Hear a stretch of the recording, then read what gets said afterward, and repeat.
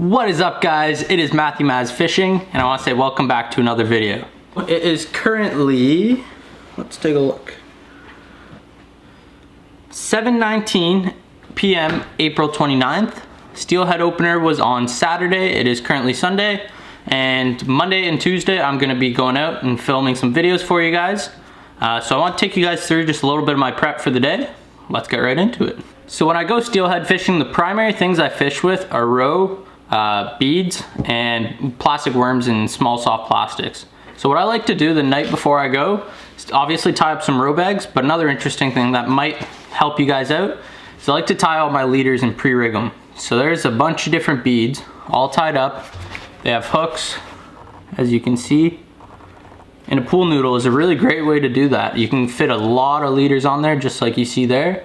And it keeps them nice and neat and tidy. So the way I do that is I tie them up, and on the other side of the leader, some guys are gonna completely go against me for this, but I throw on a little do-it-lock snap. I mean, that thing's pretty small. I connect that to my 4XS swivel. I use the Raven swivels, they're really good. Connect those to them, and bang, I can snap my leaders on in a second and be ready to go fish. It also saves me a lot of time when I'm out on the water, because as you know, when you're steelhead fishing, you tend to get a lot of snags.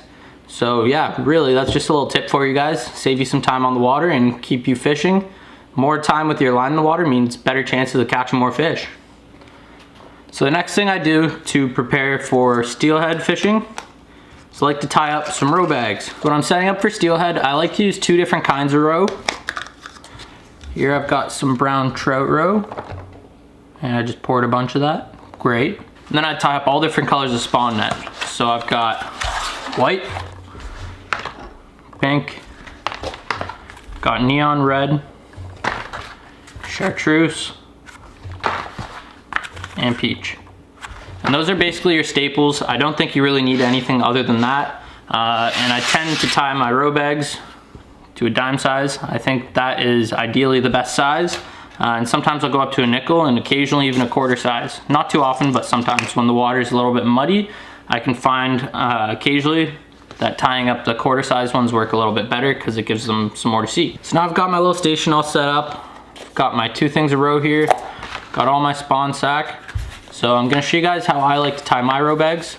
And maybe you have a different way of doing it, but this is the way that I do it. So next step then, just to give you guys an idea for sizing, there's a dime, there's a nickel.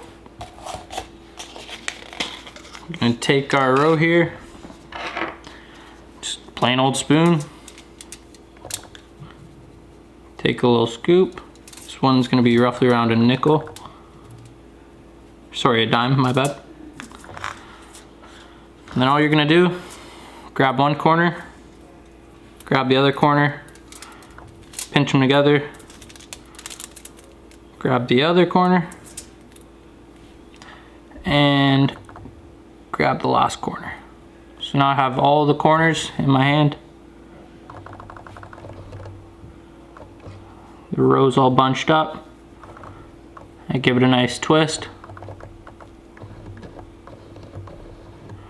And there, look at that. Now your roe's nice and bundled in the bottom of that bag. You're gonna take your thread. I think this is the spider wire or something like that, or magic thread, I don't know. It's all the same stuff, really.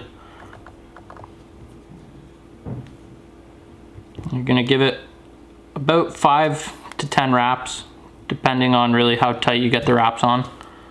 4, 5, 6, let's go with 7. Just pull it right off. Now you are left with your near finished product. Take your scissors. You don't have to cut right on the top of it, but as close as you can. Now we have our roe bag.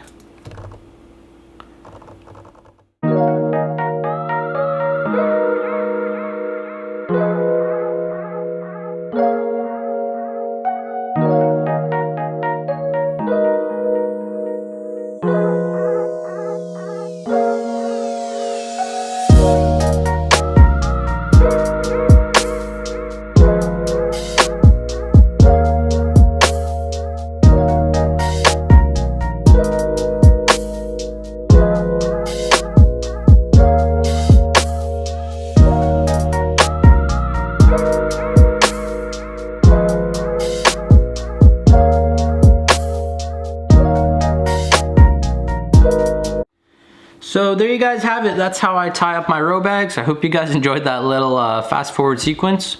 Here's all the bags I tied up. Looks good. I ran out of row a little bit, so unfortunately I couldn't tie all the clear bags that I wanted. But we've still got more than enough. We have all the staple colors, so we should be good to go. So the next video you're gonna see is going to be me, probably quite early in the morning. I'm gonna be waking up around 5 to head down to a eastern Lake Ontario tributary. So yeah, I will see you guys in the morning.